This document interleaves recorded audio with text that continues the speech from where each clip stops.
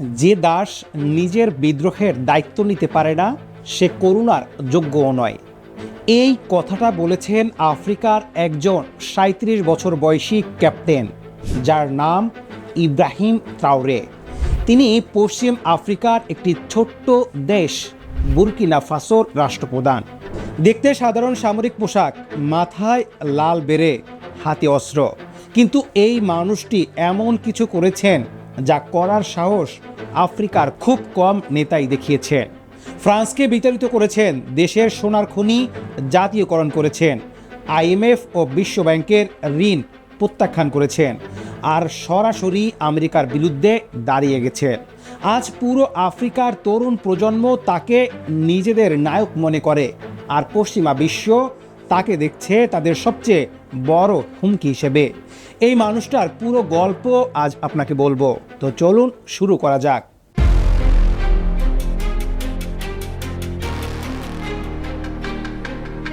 প্রথমে জেনে নেওয়া দরকার বুরকিনা ফাসো আসলে কোথায় আর কেন এই দেশটি গুরুত্বপূর্ণ। পশ্চিম আফ্রিকার ভূমিবেষ্টিত এই দেশটির সমুদ্রে প্রবেশের কোনো পথ নেই। জনসংখ্যা প্রায় 2,20,00,000। দেশটি বিশ্বের চতুর্থ বৃহত্তম সোনা উৎপাদনকারী দেশ। প্রতি বছর বিশাল পরিমাণ সোনা এই মাটির নিচ থেকে বের হয়। কিন্তু এত সোনার দেশ হওয়া সত্ত্বেও বুরকিনা ফাসো বিশ্বের সবচেয়ে দরিদ্র দেশগুলোর মধ্যে একটি। মানব উন্নয়ন সূচকে 193টি দেশের মধ্যে এর স্থান 185তম। কেন? কারণ একটু পরেই বোঝা যাবে। বুরকিনা ফাসো একসময় ফরাসি উপনিবেশ ছিল। 1960 সালে স্বাধীনতা পেলেও সেই স্বাধীনতা ছিল কাগজে কলমে। বাস্তবে দেশের সোনার খনি, সম্পদ, ব্যবসা নিয়ন্ত্রণ করত ফরাসি কোম্পানিগুলো। সামরিক সুরক্ষার নামে ফরাসি সেনারা থাকতো দেশের ভেতরে, আর দেশের নেতারা ছিলেন মূলত প্যারিসের পুতুল। এই পরিস্থিতিতে একটু একটু করে জমা হচ্ছিল জনগণের ক্রোধ। ট্রাওরেকে বুঝতে হলে আগে বুঝতে হবে থমাস সাঙ্কারাকে। 1983 সাল বুরকিনা ফাসোতে ক্ষমতায় আসেন 33 বছরের এক তরুণ ক্যাপ্টেন থমাস সাঙ্কারা।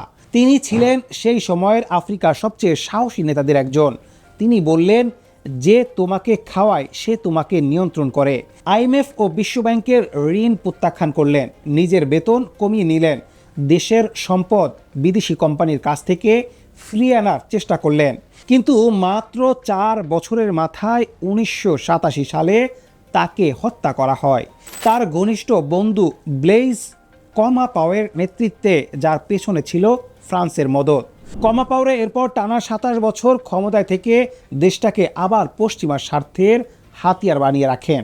সাঙ্কারাকে সেই অসম্পূর্ণ বিপ্লবের কথা বুরকিনা ফাসোর মানুষ কখনো ভোলেনি, আর সেই অসম্পূর্ণতার পথ ধরেই এলেন ইব্রাহিম ট্রাওরে। 1988 সালের 14 মার্চ বুরকিনা ফাসোর বন্ডুকু শহরে জন্ম নেয় ইব্রাহিম ট্রাওরে। সাধারণ পরিবারের ছেলে। ওয়াগান্ডু বিশ্ববিদ্যালয় থেকে ভূতত্ত্বে স্নাতক করেন। তারপর 2010 সালে যোগ দেন সেনাবাহিনীতে। দেশের উত্তরে জিহাদি গোষ্ঠীগুলোর বিরুদ্ধে সরাসরি যুদ্ধ করেছেন। জাতিসংঘের শান্তিরক্ষী মিশনে মালিতেও কাজ করেছেন। 2020 সালে ক্যাপ্টেন হন। কায়া শহরে আর্টিলারি ইউনিটের নেতৃত্ব দেন। কিন্তু দেশের অবস্থা তখনও ক্রমেই খারাপ হচ্ছিল। সাহেল অঞ্চলে জিহাদি সশস্ত্র গোষ্ঠীগুলো একের পর এক গ্রাম দখল করছিল। লক্ষ লক্ষ মানুষ বাস্তুচ্যুত হচ্ছিল। আর এই পুরো সময় জুড়ে ফরাসি সেনারা দেশে থেকেও পরিস্থিতি নিয়ন্ত্রণ করতে পারছিল না। জনগণের মধ্যে ক্ষোভ পুঞ্জীভূত হচ্ছিল। 2022 সালের সেপ্টেম্বরে মাত্র 34 বছর বয়সে ট্রাওরে এক অভ্যুত্থানে ক্ষমতা নেন এবং কয়েকদিনের মধ্যেই পরিষ্কার বুঝিয়ে দেন তিনি আগের নেতাদের মতো নন। ক্ষমতায় আসার মাত্র 3 মাসের মধ্যে 2023 সালের জানুয়ারিতে ট্রাওরে ফ্রান্সকে দিলেন 1 মাসের আলটিমেটাম, বুরকিনা ফাসো ছেড়ে যাও। ভাবুন তো এই মুহূর্তটা। ফ্রান্স আফ্রিকার সাহেল অঞ্চলে দশকের পর দশক ধরে সামরিক উপস্থিতি বজায় রেখেছিল। হাজার হাজার ফরাসি সেনা, বিমানঘাঁটি, গোয়েন্দা নেটওয়ার্ক সব ছিল। আর একজন 34 বছরের ক্যাপ্টেন 1 মাসের মধ্যে সেটা বন্ধ করে দিলেন। ফ্রান্সের রাষ্ট্রদূতকে দেশ থেকে বের করে দেওয়া হলো। ফরাসি সামরিক অপারেশন সার্ভে, যা 10 বছর ধরে চলছিল, একটি সিদ্ধান্তে বন্ধ হয়ে গেল। শুধু ফ্রান্স নয়, ফ্রান্স 24 টেলিভিশন চ্যানেল নিষিদ্ধ করা হলো, রেডিও ফ্রান্স ইন্টারন্যাশনাল বন্ধ করা হলো। ট্রাওরে বললেন, আমাদের মাটিতে বসে আমাদের বিরুদ্ধে প্রচার চলবে না। পুরো পশ্চিম আফ্রিকার মানুষ হতবাক হয়ে দেখল, এটা কি সত্যি হচ্ছে? এই ফ্রান্সকে তাড়ানো ছিল শুরু, কিন্তু ট্রাওরে জানতেন আসল যুদ্ধটা হলো অর্থনৈতিক। বুর্কিনা ফাসো বিশ্বের চতুর্থ বৃহত্তম সোনা উৎপাদনকারী দেশ, কিন্তু সেই সোনার বেশিরভাগই যেত লন্ডন ও প্যারিসের কোম্পানিগুলোর পকেটে। ট্রাওরে সিদ্ধান্ত নিলেন এটা বন্ধ করতে হবে।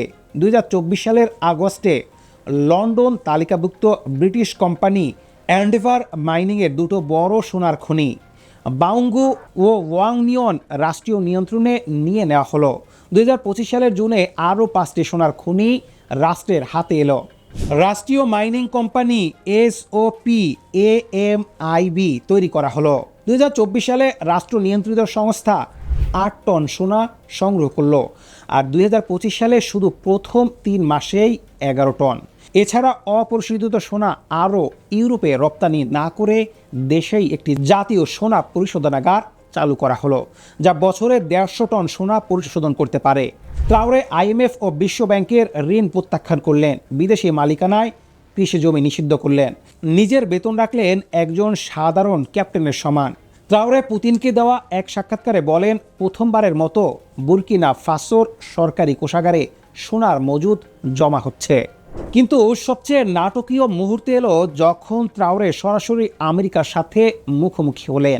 2025 সালে মার্কিন আফ্রিকা কমান্ডার জেনারেল মাইকেল ল্যাংলিং প্রকাশ্যে অভিযোগ করলেন, ট্রাওরে সরকার বুর্কিনা ফাসোর সোনা রাশিয়ার ওয়াগনার গ্রুপকে দিচ্ছে নিরাপত্তার বিনিময়ে। ট্রাওরে পাল্টা জবাব দিলেন। ল্যাংলি নিজের দিকে তাকান এবং লজ্জিত হন। এরপর ঠিক সেই সময়ই ঘটল এক রহস্যজনক ঘটনা। ল্যাংলির মন্তব্যের পরপরই তিনি আইভরি কোস্ট সফরে গেলেন, যে দেশটি ট্রাওরের সাথে চরম বৈরী সম্পর্কে রয়েছে এবং সাংকারার হত্যার মূল পরিকল্পনাকারী ব্লেইস কমাপাওয়ারকে আশ্রয় দিচ্ছে। ট্রাওরের সমর্থকরা এটাকে দেখলেন আমেরিকার পরিকল্পিত রেজিম চেঞ্জের প্রথম পদক্ষেপ হিসেবে। 2025 সালের এপ্রিলে সত্যি একটা অভ্যুত্থানের চেষ্টা ব্যর্থ হলো, যার পেছনে আইভরি কোস্ট সরকারের মদত ছিল বলে ট্রাওরের সরকার অভিযোগ করে। সেই ব্যর্থ অভ্যুত্থানের পর ঘানা, লাইবেরিয়া সহ একাধিক আফ্রিকান দেশে হাজার হাজার মানুষ রাস্তায় নামলেন ট্রাওরের সমর্থনে। এখানে ট্রাওরে একা নন, তিনি পুরো একটা আঞ্চলিক বিদ্রোহের মাথা হয়ে উঠেছেন। 2023 সালের সেপ্টেম্বরে বুর্কিনা ফাসো, মালি, নাইজার মিলে তৈরি করে অ্যালায়েন্স অফ সাহেল স্টেট বা AES, সাহেল রাষ্ট্রজোট। এই 3টি দেশই সামরিক নেতৃত্বে 3টি ফ্রান্সকে বিতাড়িত করেছে, আর 3টি পশ্চিমা পূর্বাবলয় থেকে বের হয়ে আসতে চাইছে। 2025 সালের জানুয়ারিতে তারা ECOWAS, পশ্চিম আফ্রিকার আঞ্চলিক সংগঠন, যেটি পশ্চিমা স্বার্থের ঘনিষ্ঠ থেকেও বের হয়ে গেল। এই জোটে এখন পাসপোর্ট ছাড়া 3 দেশের মধ্যে যাতায়াত সম্ভব। যৌথ প্রতিরক্ষা বাহিনী গঠন চলছে। 2025 সালের মে মাসে ট্রাওরে মস্কোতে পুতিনের সাথে দ্বিতীয় বিশ্বযুদ্ধের বিজয় দিবস উদযাপনে অংশ নেন, যা 2 দেশের গভীর সম্পর্কের প্রকাশ্য স্বীকৃতি। রাশিয়া ওয়াগনার গ্রুপের মাধ্যমে সামরিক সহায়তা দিচ্ছে, চীন দিচ্ছে শতাধিক সাজোয়াজান। পশ্চিম আফ্রিকায় ক্ষমতার ভারসাম্য দ্রুত পাল্টে যাচ্ছে। তবে এই গল্পের একটা অন্য দিকও আছে, যেটা না বললে নয়। ট্রাওরের সমালোচকরা বলছেন, তার শাসন আমলে বুর্কিনা ফাসোর নিরাপত্তা পরিস্থিতি আসলে আরও খারাপ হয়েছে।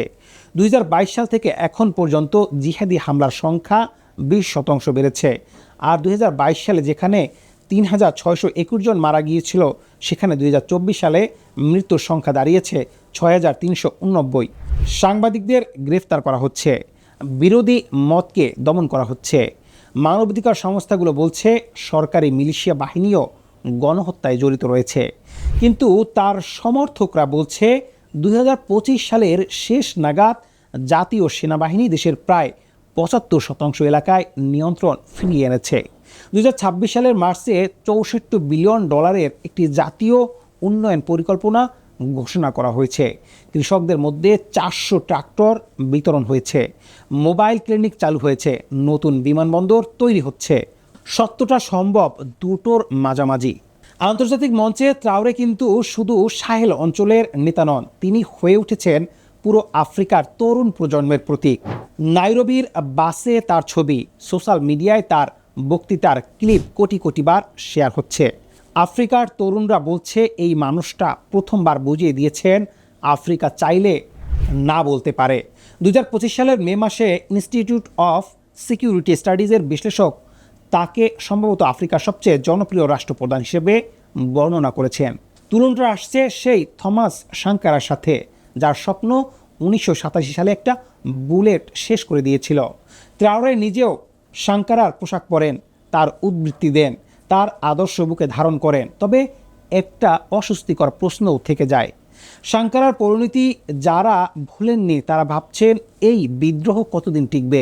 এখানে আপনার কাছে দুটো প্রশ্ন রেখে যায়। প্রথমত, ইব্রাহিম ট্রাওরে কি সত্যি আফ্রিকার দীর্ঘ প্রতীক্ষিত পরিবর্তনের মুখ, নাকি পশ্চিমা প্রভাব থেকে বেরিয়ে এসে রাশিয়ার প্রভাবেই আটকে পড়বেন? দ্বিতীয়ত, থমাস সাঙ্কারার মতো যদি ট্রাওরেরও পরিণতি নির্ধারিত হয়ে যায়, তাহলে আফ্রিকার এই জেগে ওঠার গল্প কি আবারও মাঝপথে থেমে যাবে? মন্তব্যে আপনার মতামত জানান। আমরা পড়ি, আমরা উত্তর দেই।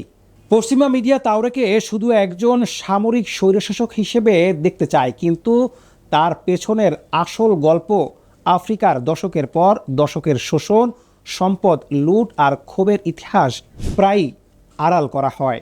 সেই আসল সত্যটা আপনার পরিচিত জনের কাছে পৌঁছে দিতে ভিডিওটি টাইমলাইনে শেয়ার করুন, আর চ্যানেলটি এখনই সাবস্ক্রাইব না করে থাকলে এখনই সাবস্ক্রাইব করুন।